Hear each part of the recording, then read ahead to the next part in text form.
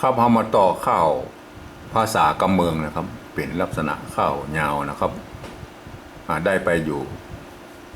3 บทนะครับก็คือ9 บาทนะครับก็คือเนี่ย9 บาทนะครับกำเมืองภาษาละนาเฮานี้ปุ่นดีใจขึ้นจื่นหมื่นม่วนหูสำเนียงเสียงเพาะยอกเยาะลื่นหลูใครฟังมาจูปู่ศาสตร์ใกล้ๆเริ่มจากกะขะงะให้จดจำเฮวไวอย่าจ้าวักสองจะชะยะคว้ามาใส่ถ้อยเลียงกำละตะละนะละทะจือจำละทะละบำดะห้ามตามถ้อยวักสีตะทะตะทนะห้อยตามฮีดห้อยเก่าเนินวักห้าปะพะมะทะเลินเพิ่นแต่ใบกำเมืองของเก่าป้าอุ้ยดุยฟังเสียงอันว่าสำเนียงโบราณเก่ากี้สั่งพ่องกำเหลืออู้เหียที่นี่กำกึดดีป่องแต่ครับวันนี้ก็จะขึ้นบทที่4นะครับก็เหมือนเดียวกันนะครับบทที่3บทที่2บทที่3บทที่4ในระหว่างเดินข้าวเนี่ยนะครับก็จะเหมือนกันนะครับก็คือว่าบาทสลัดลงนะครับบาทก้มนะครับบาทสลัดขึ้นมันมีตัวเอี้ยนะครับข้าวนั้นจะมีอยู่3 บาทเท่านั้นนะครับมันจะเป็นข้าว3 บาทนะครับมาดูต่อเลยนะครับอันนี้ก็ขึ้นบทที่4นะครับก็คือบาทสลัดลงนะครับก็ท้ายวรรคที่1ก็จะลงด้วยเสียงจัตวาหรือสามัญนะครับท้ายวรรคที่2ก็จะต้องลงด้วยเสียงตรีนะครับมาสัมผัสกับแต่นี่นะครับท้ายวรรคที่3นะครับลงเสียงโทพิเศษนะครับบ่าจำเป็นจะต้องสัมผัสท้ายวรรคที่2นี่ก็ได้นะครับหรือจะทำเป็นสัมผัสหัวเรือโยงเห็นหน่อยก็ได้นะครับก็สุดแล้วแต่นะครับอันนี้บังคับนะครับเสร็จแล้ว2 ตัวสุดท้ายนี่นะครับในข้าว4 บทของท่านพญาพรหมโวหารเพื่อนมีลงด้วยเสียงจัตวาสามัญนะครับแล้วก็ลงด้วยเสียงสามัญนะครับเพื่อนมีเต้าอั้นนะครับมันมีเสียงอื่นมาปนเลยนะครับในข้าวหงหินนั่นเพื่อนจะเพิ่มมาหนึ่งเสียงนะครับก็คือเสียงเสียงเอกเสียงตรีสั้นนะครับโทษทีนะครับเสียงตรีสั้นจัตวาสามัญนะครับแล้วก็ลงด้วยเสียงสามัญนะครับเพื่อนจะมีเต้าอี้นะครับเพราะฉะนั้นการแต่งครั้งนี้ก็จะแต่งแบบอนุรักษ์ข้าวโบราณนะครับสำหรับคนอื่นเพื่อจะแต่งแบบใดก็คงมันเป็นสมัยใหม่นะครับผมอธิบายไปหลายครั้งแล้วว่ามันแต่งแบบใดก็ได้นะครับมันเป็นข้าวมันก็เหมือนเพลงนะครับมันก็มีการแปรเปลี่ยนไปเรื่อยๆนะครับก็แล้วแต่นะครับในการครั้งนี้ก็จะอนุรักษ์ข้าวแบบโบราณไว้นะครับต่อเลยนะครับลงด้วยเสียงสามัญหรือจัตวานะครับเฮ่งนะครับเฮ่งนะครับเฮ่งก็ใจตัวโบราณบ้างใจตัวละนี่แทนตัวหะนะครับแต่ก่อนมามีนะครับตัวหะนะครับเฮ่งนะครับเฮ่งตัวหะนั่นเปิ้นผลิตเปิ้นเขียนขึ้นมาใหม่นะครับเพื่อทดแทนเพื่อเขียนเป็นภาษาต่างประเทศนะครับเฮ่งพร่ำสอนนะครับพร่ำสอนก็เขียนได้2 แบบนะครับก็เขียนอีได้เลยนะครับพร่ำนะครับหรือใจปะละหงนี่นะครับก็อ่านเป็นพร่ำเหมือนกันนะครับก็สุดแล้วแต่จะชอบนะครับว่าจะเขียนแบบใดนะครับอย่างนี้กับพร่ำเหมือนกันนะเต้าวันนะครับตัวนี้กับพร่ำอันนี้กับพร่ำเหมือนกันนะไม่ใช่พร่ำนะตัวนี้นะครับพร่ำเหมือนกันนะครับสุดแล้วแต่ชอบนะครับพร่ำสอนนะครับสอนสะกดด้วยตัวหน้านะครับสอนหน้าอย่างเงี้ย เพิ่นบอกว่าตัวหน้าเมื่ออยู่เป็นตัวสะกดอยู่ตรงบนนี่เขียนเป็นตัวละแทนนะครับไม่ใช่ว่าสะกดด้วยตัวละนะครับอันนี้สอนนะครับเฮ่งพร่ำสอนนะครับทีนี้ก็ลงด้วยเสียงตีนะครับสระเอนะครับเอาก็ใจอูนี่ก่อนนะครับอูแล้วก็ปยานนะครับปยานแล้วก็ไม่กาใส่นะครับเป็นตัวพิเศษนะครับเอานะอ่านว่าเอาตัวนี้เอานะครับเอาตอนนะครับเอาตอนตอนนี่เสียงจัตวาใช้ตัวตะนะครับตอนตอนนี่ก็เหมือนกันนะครับเอาตัวณสะกดตัวอยู่ข้างบนเพื่อนบอกว่าเขียนเป็นตัวละแทนนะครับเอาตอนอุเวอุนะครับอุนะครับตัวนี้อุนะครับไม่กุกับอุเลยนะครับอุเวนะครับแวเสียงตีนะครับใจตัววะเลยนะครับอุเวนะครับถ้าอุเวล่ะอุเวกับใจตัววะนะครับถ้าจะเขียนเอาท่านจะเขียนตัวอุเวหรืออุเวนะครับอุเวอันนี้แวนะครับพอดีมันป้นบังคับด้วยเสียงตรีนะครับมันสัมพันธ์ด้วยแต้เนี่ยนะครับมันก็อุเวนะครับอุเวนะที่นี่ก็มาลงด้วยเสียงโทพิเศษนะครับจะสัมพัทธ์ก็ได้บ่สัมพัทธ์ก็บ่เป็นหยังนะครับบ่ได้เน้นสัมพัทธ์นะครับ เน้นต้องเสียงโทพิเศษตรงนี้นะครับเพื่อเอาไปขับขานจ้อยนะครับกอกหูกอกกอกนะครับกอกตัวนี้ท่านจะเขียนแบบอี้ก็ได้นะครับเอา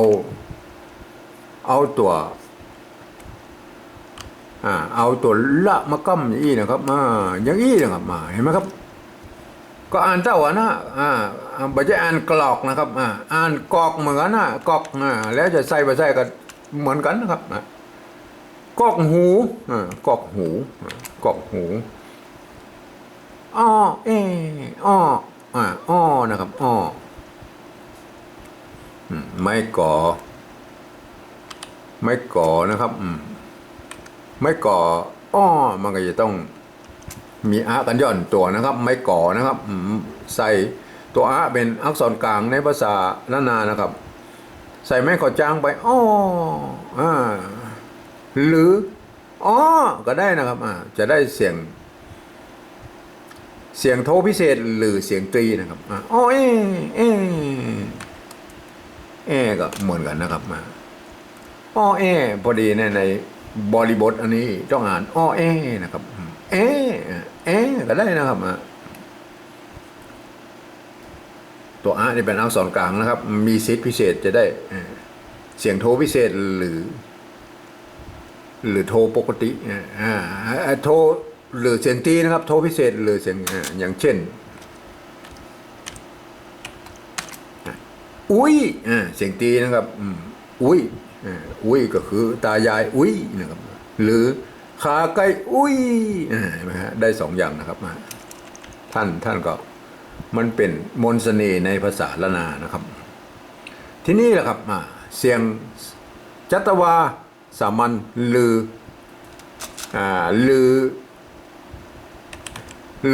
สามัญนะครับในแบบฉบับของท่านพญาพรหมนะครับกำเสียงสามัญนะครับกำไตนะครับกำไทยหรือกำไตนะครับปกติไม่ต้องอ่านเป็นไตนะครับกำไตนะครับเดียวมันก็อ่านเป็นไทยไปหมดแล้วนะครับก็แล้วแต่นะครับอันนี้เนี่ยเอามาปริวัติเป็นภาษาปริวัติแบบที่2นะครับคือการที่เอาภาษาไทยนะครับอักษรไทยนะมาปรับเทียบเพื่อเป็นอักษรละนานะครับตางบนนี่นะครับแล้วประกอบเขียนเป็นกำไปนะครับตามนั้นนะครับเฮ่งนะครับเฮ่งไม่เก๋เฮ่งตัวละนะครับเห็นไหมฮะ เปรียบไปเปรียบไปเป็นตัวนะเฮงนะครับอ่านว่าเฮงนะครับตัวละนี่แทนตัวหะนะครับอ่านออกเสียงฮอนะครับพั่มนะครับพั่มนะครับพั่มสอนนะครับตัวนี้ก็ไม่จำเป็นจะต้องเอาตัวละเขียนอย่างอี้นะครับเฮาฮู้แล้วว่าตัวละนี่คือตัวณสะกดนะครับเปิ้นเอาตัวละมาเขียนแทนมาได้นะเฮาก็ปริวัติก็เอาตัวนอนหนูเขียนได้นะครับเอานะครับแต่ถ้าสมมติว่าเป็นแบบหนึ่งเปิ้นก็คงจะต้องอย่างอี้นะครับแบบหนึ่งอันนี้มันแบบสองนะครับแบบสองก็เขียนเอาตัวนอนหนูแทนได้เลยนะครับเอานะครับเอาอันนี้อ่านว่าเอานะฮะตัวพิเศษเนี่ยเอานะครับเขียนว่าเอานะครับไม่ใช่เขียนว่าเอาแบบอย่างอี้เนี่ยอูอานะอูอานะมันก็จะเอาแบบนั้นตรงตัวนะครับอันนี้แบบสองนี่เอาพอเข้าใจนะครับ พอเข้าใจตอนนะครับยืมตัวเต่านะครับมาเป็นตัวตะเนี่ยครับอันนี้ก็เหมือนกันนะเห็นไหมอ่านว่าตอนนะครับอุนะครับอุแวตัววะนะครับแวนะครับแวอุแวนะครับกอกหูนะครับนะฮะตัวนี้ก็ไม่ต้องเอาตัวไม่นี่ก็ฮิตไม่ก่อเนี่ยไ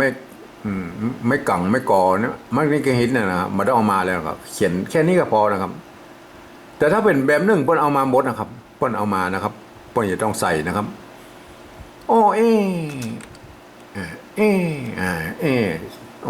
เสียงโทพิเศษนะครับกำนะยืมตัวกะนะครับมาเป็น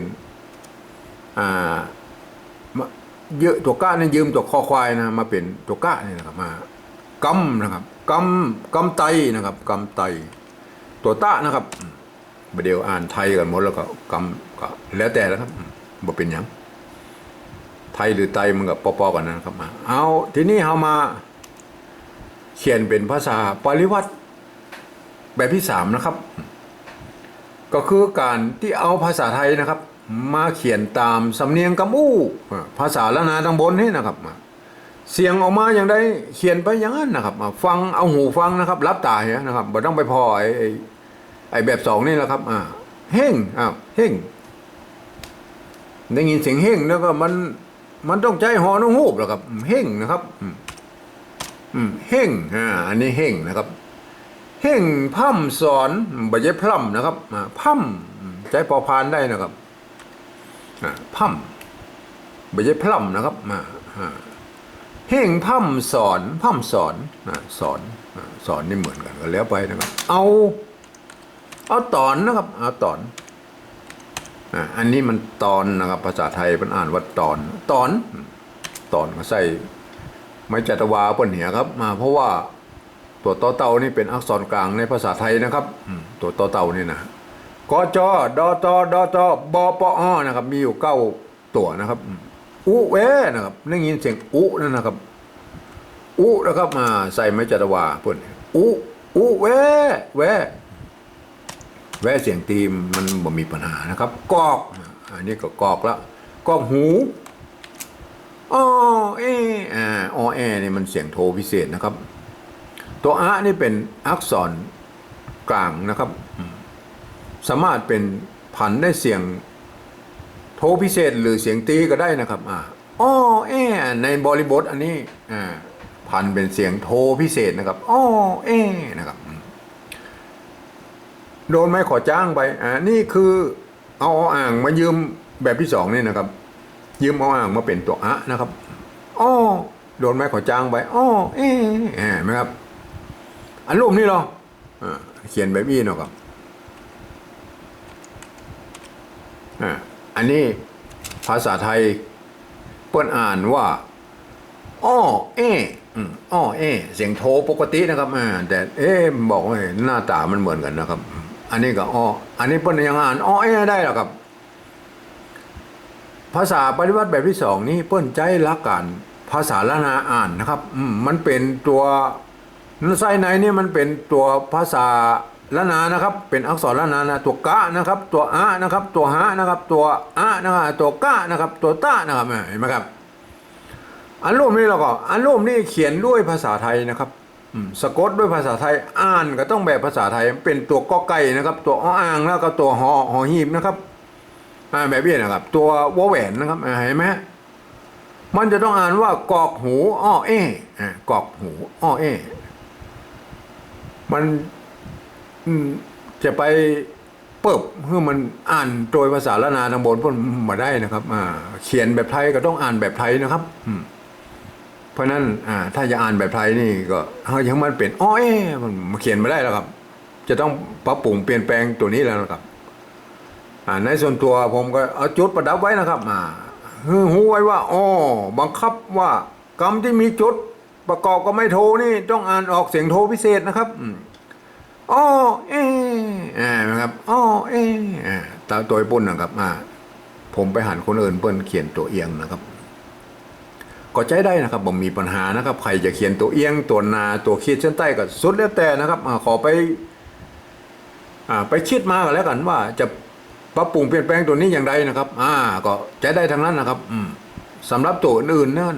เขียนไปเลยนะครับสะกดได้ไปเลยนะครับ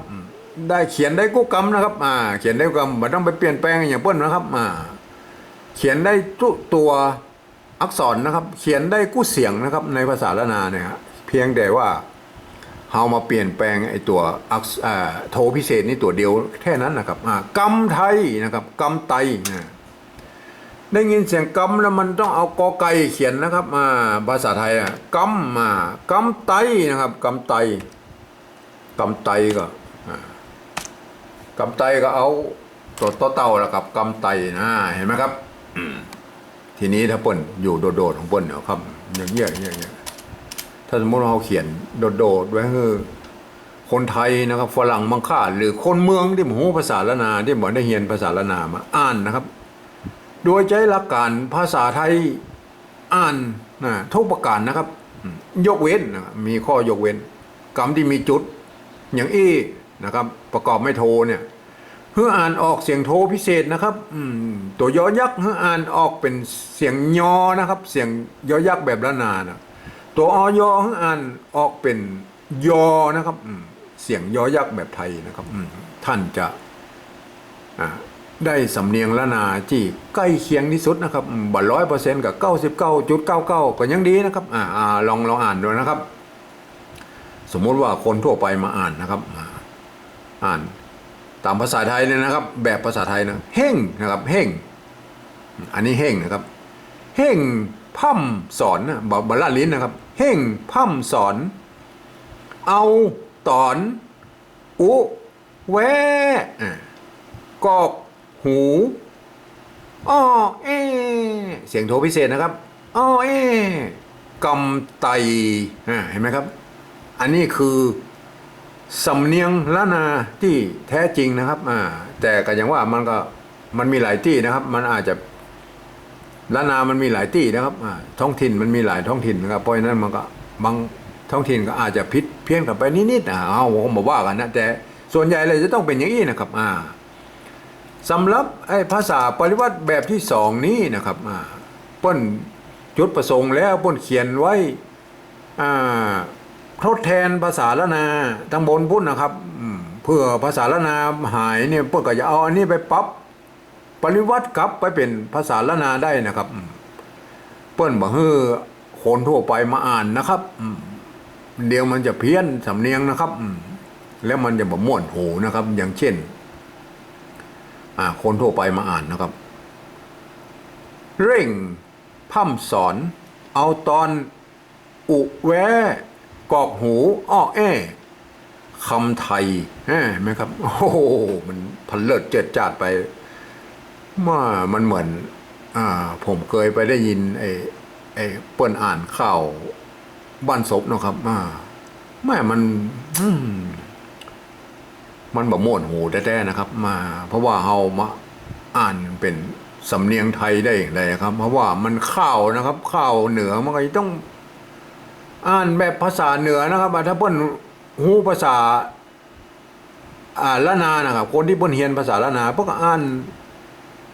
เฮ่งพร่ำสอนเอาตอนอุแวกอกหูอ้อกำไตเห็นไหมครับมันผิดกันเลยนะครับ แบบตะกี้กับแบบนี้นะครับ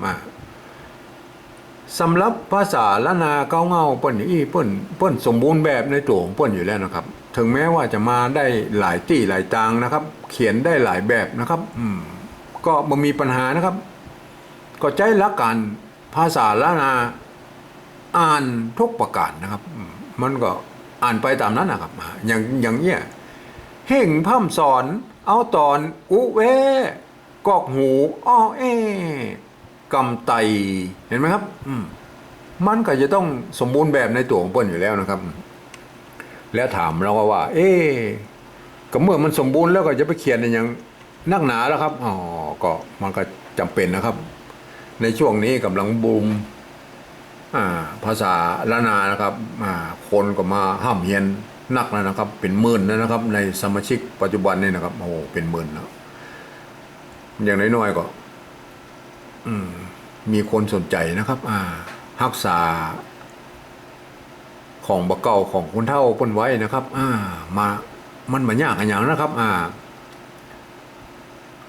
เดิมๆแล้วมันหมื่นคนเนี่ยมันจะมีสักคนครับที่ฮู้ภาษาละนานะมันยากนะครับ แสนนี่โอ้โหก็ยังได้มีสักคนก็ยังดีนะครับ